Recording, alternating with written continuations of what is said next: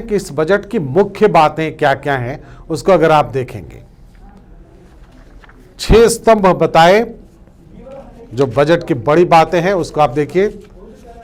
इन 6 स्तंभ को किस तरह से समाहित किया है इस बजट में वो आप देख सकते हैं।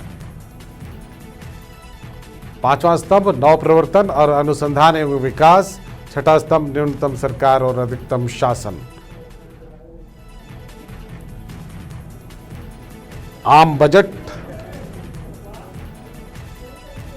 और ये पेपरलेस बजट पेश किया गया। इस बजट की खासियत में एक ये बात भी है,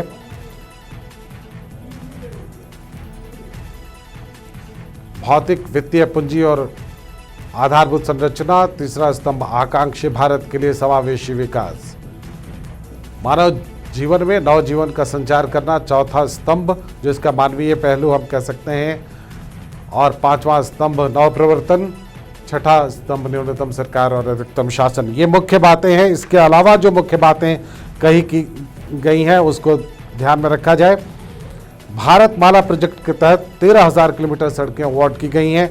तमिलनाडु, असम, पश्चिम बंगाल को मिला है सड़कों का तोहफा, जिसमें हम कह सकते हैं कि पश्चिम बंगाल में चुनाव है उसका एक इम्पैक्ट देखा जा सकता है इस बजट पे।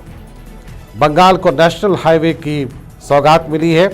रेल बजट पर 1.1 लाख करोड़ खर्च किए जाएंगे, यानी 1.1 लाख करोड़ खर्च किया जाएगा। ईस्टर्न वेस्टर्न फ्रेट कॉरिडोर 2022 तक पूरा होगा। इस दशक का पहला बजट था ये, और इससे बहुत कुछ तय होना है आने वाले दिनों में। सरकार ने रूपरेखा भी उसकी रखी है कि 2030 से नई रेल योजना शुरू होगी। इस दशक के लिए बेहद अहम घोषणाएं की गई हैं। सरकारी बस सेवा पर 18,000 करोड़ रुपए खर्च किए जाएंगे।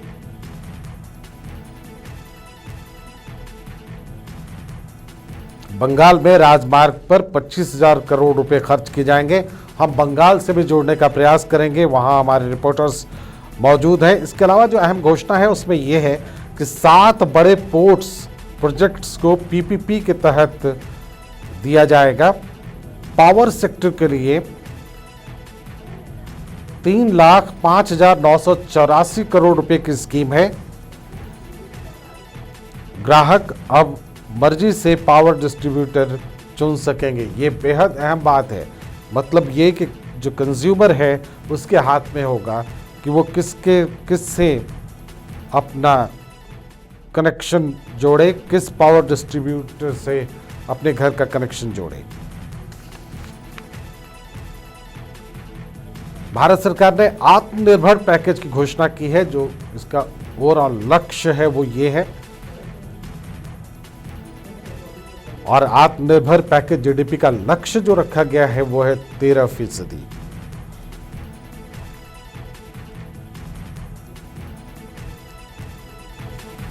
हेल्थ सेगमेंट पर बहुत ध्यान दिया गया। 94,000 करोड़ रुपए से बढ़ाकर इसे 2.38 लाख करोड़ यानी 2.38 लाख करोड़ रुपए करने का ऐलान किया गया है, और वैक्सीनेशन के लिए 35,000 करोड़ रुपए का ऐलान किया गया है।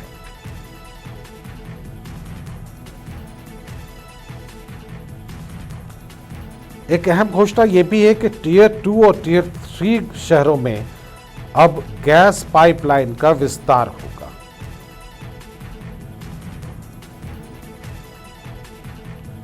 दो 2021-22 में 4.39 यानी 4.39 लाख करोड़ रुपए खर्च करने का लक्ष्य है। बजट की मुख्य बातें आप देख रहे हैं। हम आपको बता रहे हैं कि क्या क्या खास है बजट में।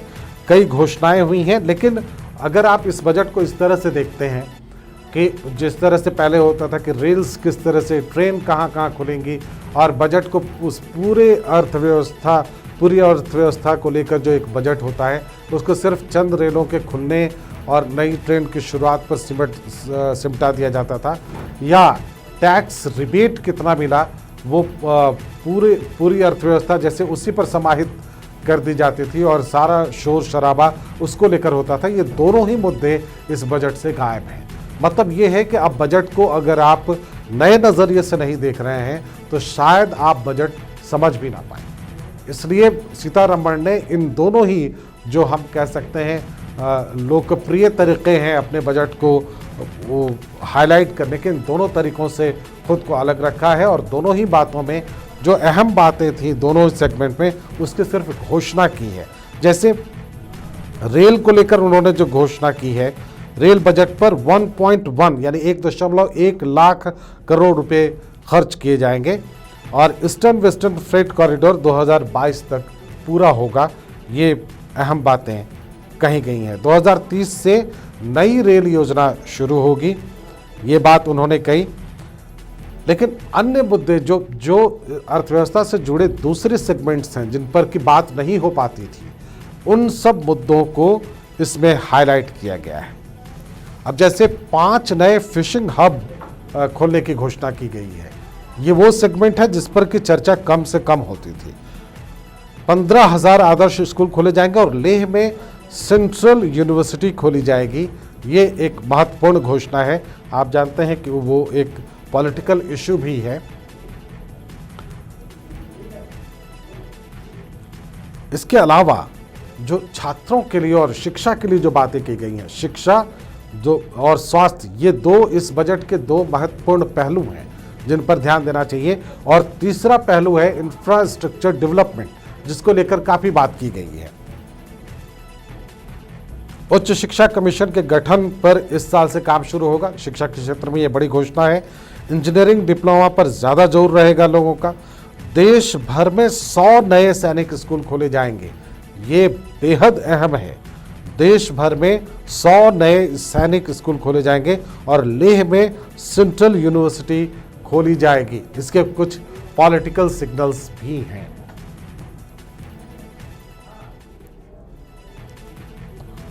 $750, जैसा कि हमने बताया आपको, 750 एकलव्य रेजिडेंशियल स्कूल आदिवासी इलाकों में बनेंगे।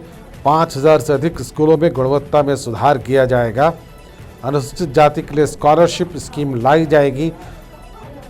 और एक अहम बात यह है कि जो अगली जनगणना है वो डिजिटल तरीके से की जाएगी। आप जानते हैं कि 2021 है ये साल का और जनगणना ड्यू है, तो अब इसको डिजिटल तरीके से किया जाएगा। क्योंकि अक्सर ये कहा जाता है कि डिजिटल तरीके से नहीं होने की वजह से जनगणना बहुत एक्यूरेट नहीं है यहाँ पर। तो इस बार वो डिजिटल तरीके से होगा ताकि बहुत एक्यूरेट और सही जानकारी देश के सामने आ सके। डिजिटल जनगणना पर 3,768 करोड़ रुपए खर्च किए जाएंगे। वित्त वर्ष 2021 में वित्तीय घाटा जीडीपी का 9.5% रहेगा।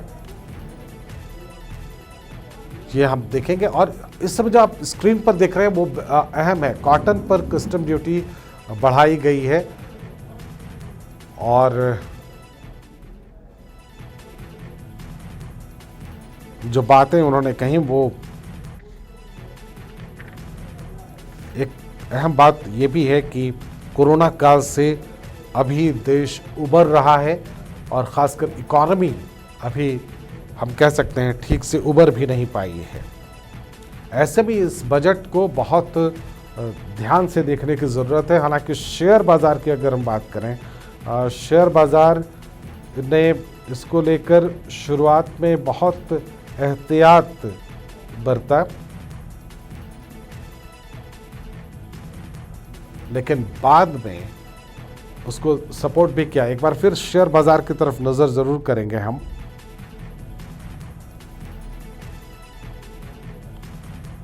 इस समय शेयर बाजार की क्या स्थिति है ये भी हम आपको बताते हैं।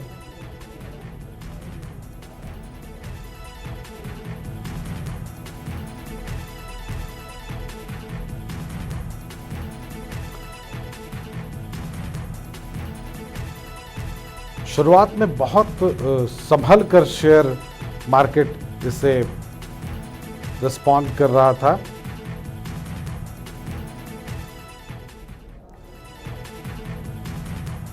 लेकिन फिर ये 48,000 तक पहुंच गया।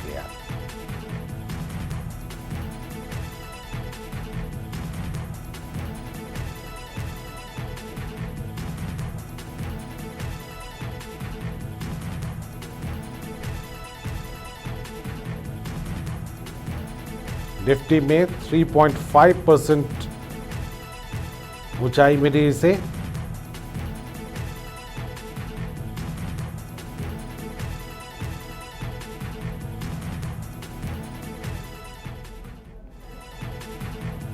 तो ये है अभी मार्केट का हाल।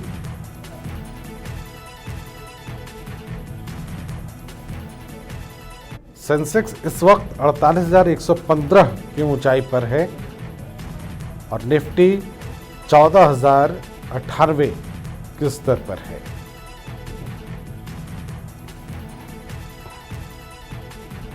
पावर सेक्टर को लेकर काफी बातें की गई हैं। इसमें हम कह सकते हैं कि इंफ्रास्ट्रक्चर में काफी पैसे पंप करने की कोशिश की जा रही है ताकि मार्केट में पैसे आए। जो जिन मदों से पैसे आने हैं उन मदों में इंफ्रास्ट्रक्चर डेवलपमेंट एक अहम है। जो कल्याणकारी योजनाएं चल रही थी कोरोना काल में, उसमें से बंद किसी को नहीं किया गया बल्कि उसे जारी रखा गया है। कुछ और जो छूट हैं वो इनकम टैक्स को लेकर जो छूट सबसे अहम है वो ये है कि 75 साल से अधिक के लोगों को अब टैक्स रिटर्न भरने की ज़रूरत नहीं होगी और इसे प्रणाम योजना की बात कही इस तरह से। फिलहाल सेंसेक्स और बाजार का रिस्पांस हम आपको बता रहे थे।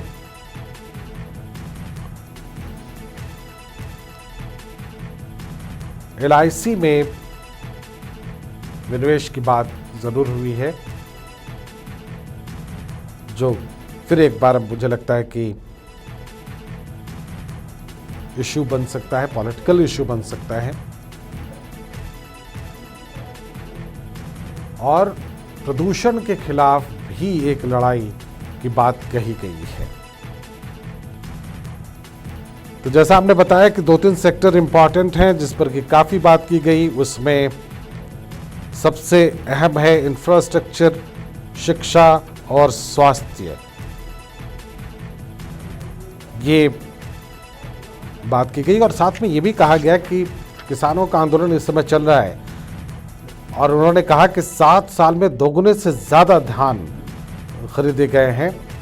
गेहूं की MSP 1.5 गुना कर दी गई है। गेहूं उगाने वाले किसानों की संख्या बढ़ी है। किसानों के कर्ज के लिए 16.5 लाख करोड़ रुपए का प्रावधान किया गया है और 1000 नई ई-मंडियां खोली जाएंगी। तो अगर आप देखें, किसानों के लिए अहम घोषणाएं थी। लेकिन जैसा कि हमने आपको बताया कि ये बजट इस नज़रिए से नहीं देखा जाना चाहिए। इसे जो पहले देखा जाता था कि कई ट्रेन्स खुली, उनके क्षेत्र में कोई ट्रेन आई या नहीं आई, या फिर जो दूसरा सेगमेंट था उनका वो ये था आम लोगों का कि इनकम टैक्स में कितनी छूट मिली या नहीं मिली। इन दोनों ही सेगमेंट को हम कह सकते स्किप किया या इन दोनों ही सेगमेंट पर कोई बात खास तौर पर नहीं की गई, बल्कि इकोनॉमी को मजबूत करने के जो दूसरे साधन हैं उस पर जंप कर बात की गई। और जो इनकम टैक्स स्लैब्स को लेकर जो चर्चा होती थी उसको उन्होंने इसमें छुआ तक नहीं।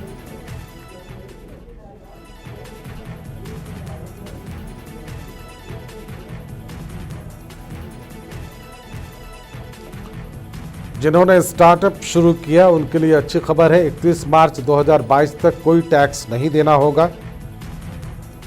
सस्ते घरों के लोन पर मिलने वाली 1.5 लाख रुपए की जो टैक्स छूट है वो 2022 तक